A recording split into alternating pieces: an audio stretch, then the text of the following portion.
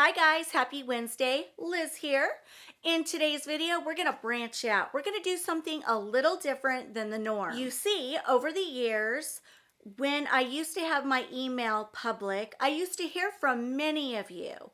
And you all used to say pretty much the same thing, that you love decor, you love decorating, but once you buy the decor items, you get them home, you stand back in your room and you feel lost. You just don't know what to do with those items or how to incorporate them so that they mesh with the whole room. So, in today's video, I have taken the liberty of going shopping, but not just any old shopping. We are going virtual shopping.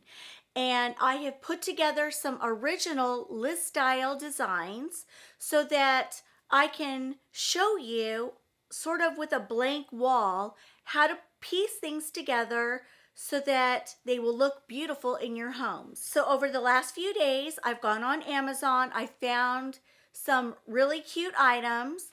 I have pieced together, I think, 11 designs that can take you all through fall. So I'm sure you all are familiar with interior design mood boards, right?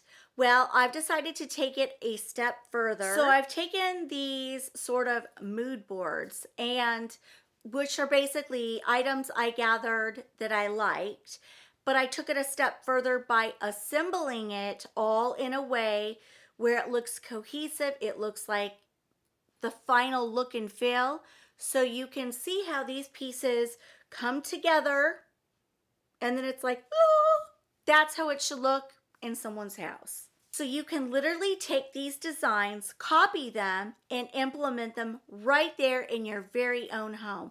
All the work is done for you.